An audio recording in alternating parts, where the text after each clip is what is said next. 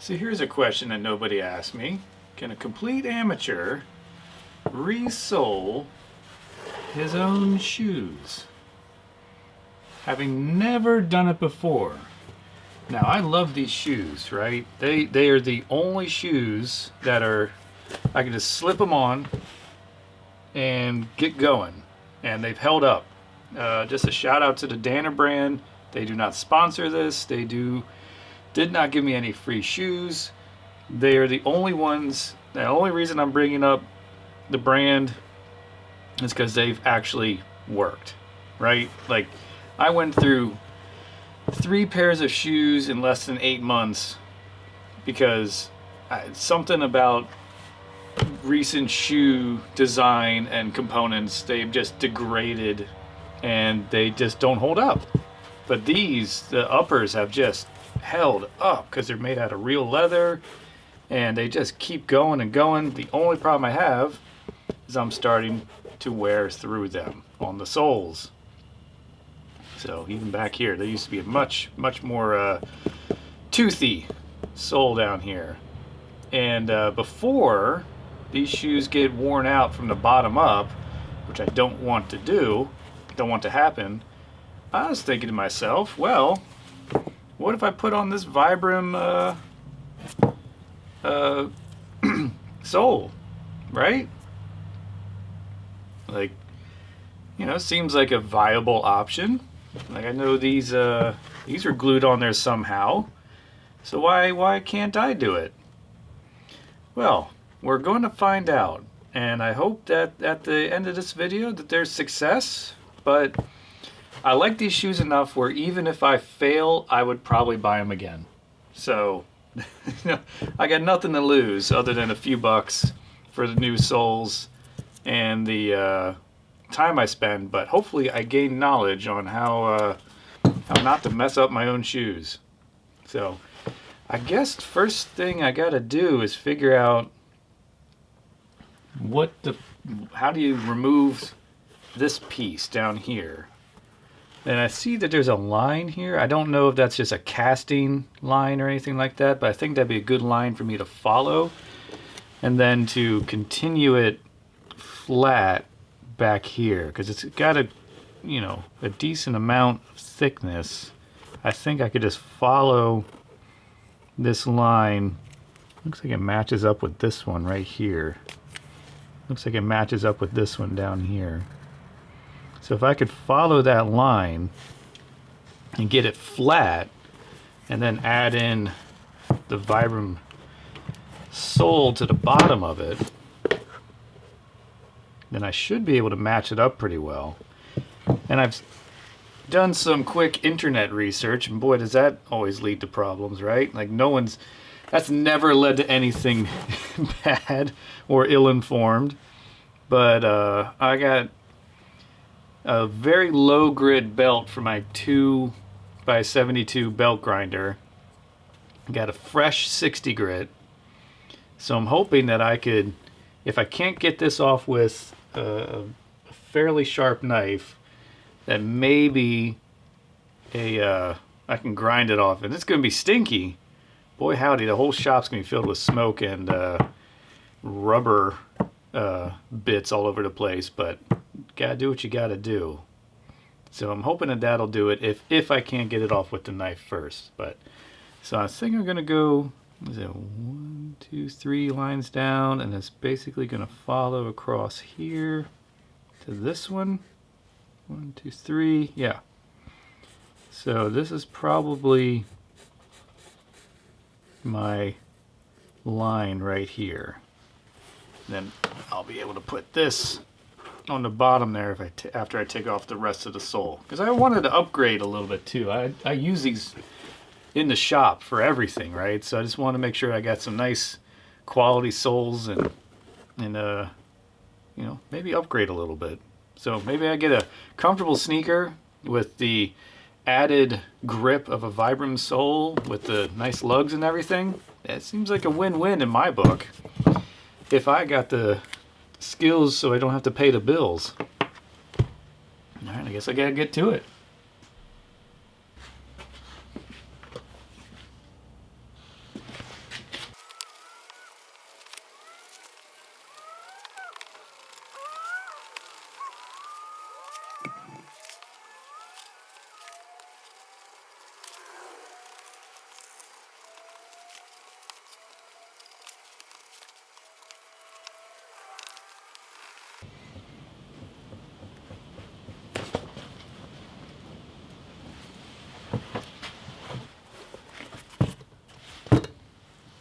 Well, that's interesting, huh? So I got it mostly all the way off. Still got a little bit I can clean up here. I think the belt sander is going to do that for me. But man, I did not expect it to only be around the outside here. I mean, I wonder if this was glued at some point, and now it's kind of loosened up. But I just, you know, it goes all the way around the edge, as opposed to also in the back here. So where the heel is and where the toes are, it's not so much support. But here's some arch support, which is fantastic. I guess that's another reason why I like these shoes. I have particularly high arches, so looks like that might have been molded in there though. I wonder if I'm gonna feel that if I put it into my shoe or put this sole on there. Man, that's interesting. I did not expect a lot of this. Huh. Well, I'm not a cobbler, and I guess one, I'm not that sweet. Two, yeah, I never, you know, I do not claim to be a professional shoe repair service in any sense. So it's going to be interesting moving this forward. Looks like it's sewn on to the sides there. Yeah, I'm going to have to be very careful with the, yeah, it's glued in there pretty good, with the belt sander. Make sure this is flat and get this on there. I'm going to have to think about what I want to do with that, with the arch support here, because it's definitely was molded in. It was definitely molded in. And it's a much softer material too. Interesting. I wonder if it would have been better just to get this as flat as possible and then glue it on. I don't know. I think I'm going in the right direction, but honestly, I do not know. And like I said, I like these shoes enough where I'd buy them again. So if this doesn't work, it doesn't work. And then I learned something along the way, hopefully. That's to take it a professional, right? All right, back to it.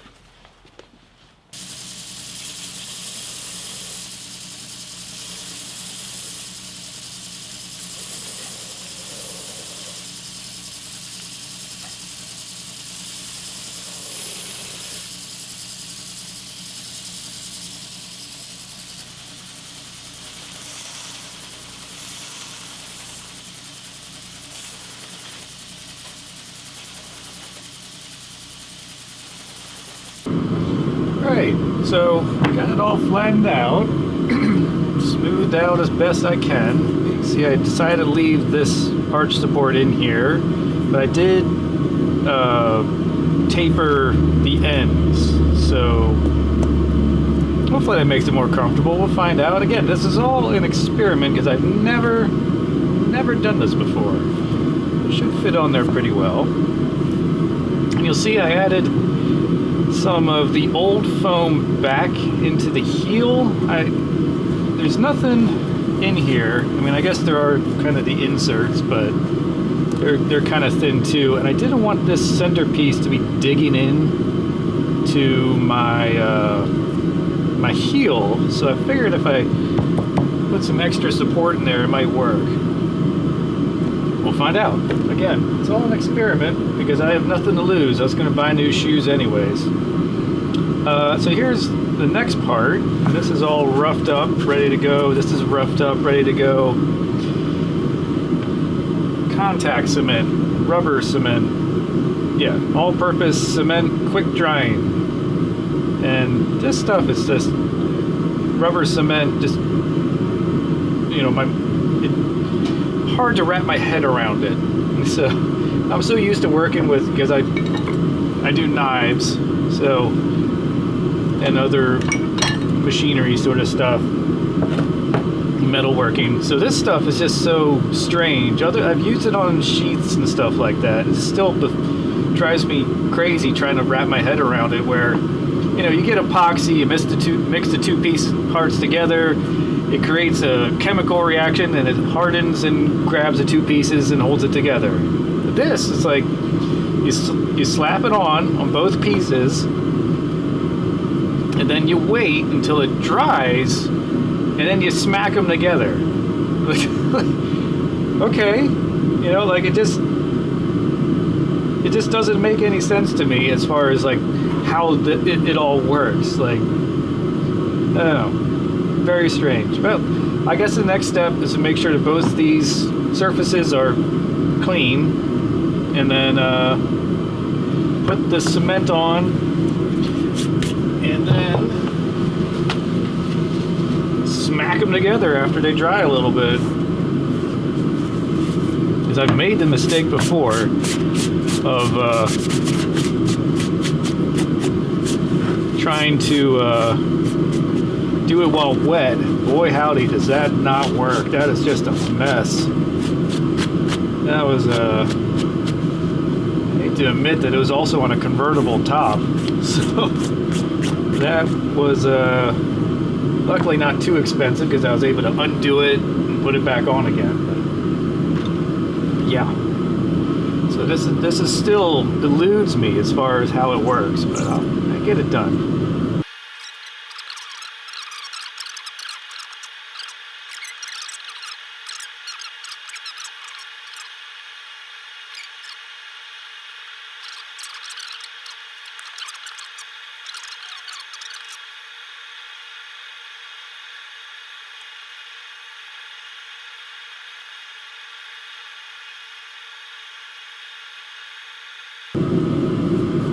Now you let it dry a little bit, which is pretty much is there.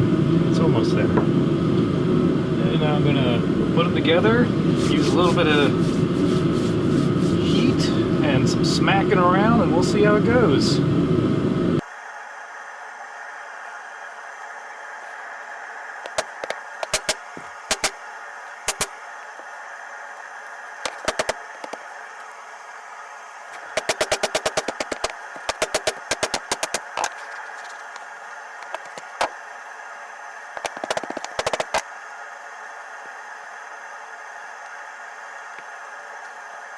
So after bashing them with a hammer and a little bit of heat per the instructions, we got a shoe with a new sole on it. I'm so far cautiously optimistic. The only thing that I would like to do now is hopefully with the belt sander take off all the excess, because it's a lot right now. You can see the glue still a little tacky, but I think we can pull it off, and it might actually help by removing some material that's stretching it the wrong way. So we're gonna take it to the belt sander. The problem with my belt sander is that it's a single speed. If I could move it slower, it wouldn't heat up the rubber so much while it's going, but I can only work with the tools that are available to me. So I'm gonna hit it with the belt sander and contour it all to fit the shape of the boot or the shoe with the boot soles on it. All right, yeah. So that's the next step. Hopefully that works.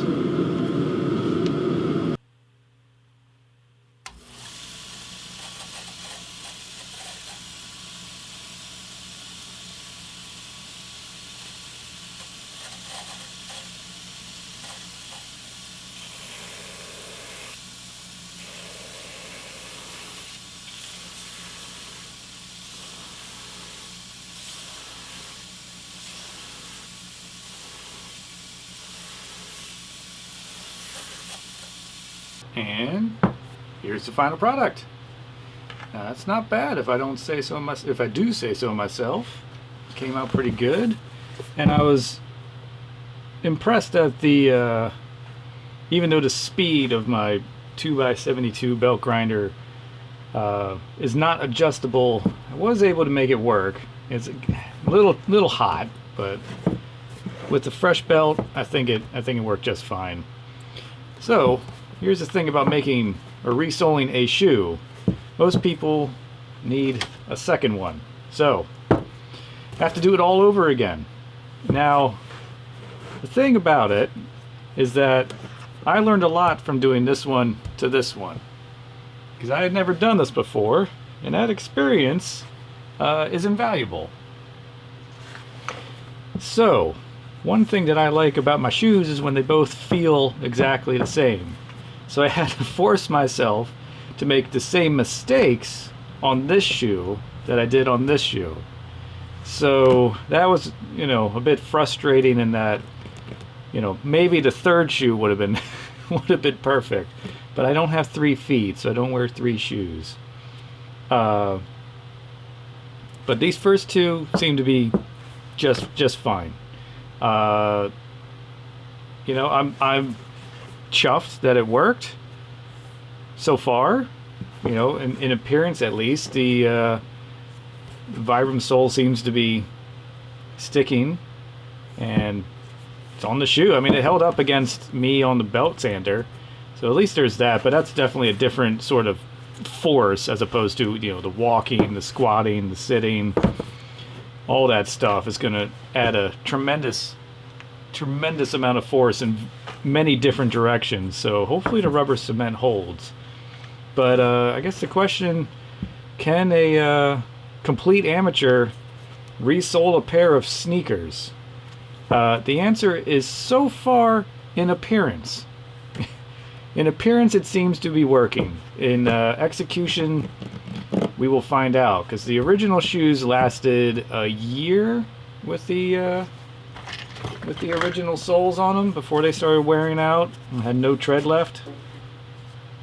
So we'll see if these make it a year.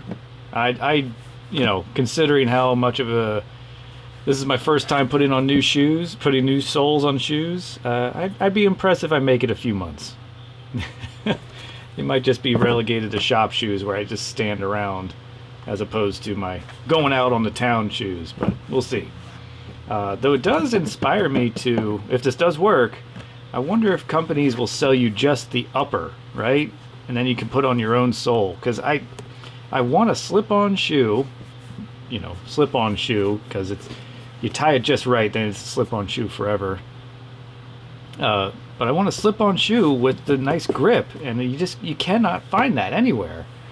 So other than like a hiking boot, but then you got the boot that goes up. I just want to be able to slip these on and have a really good grip. Go outside in the mud, stand around in the shop, and go hiking, all that stuff. I don't need it to be a full-on hardcore boot. I'd like the sneaker style with the grip, but I couldn't find exactly what I wanted. So now that I know this upper will last, I just want a different sole to put on it. Maybe they'll sell me just the upper, and I can put the sole on myself, and pending it works. So I guess the conclusion of this video is that yes, in appearance, I can I can make a shoe. Maybe I'll update this when the shoes break. All right, thanks for watching.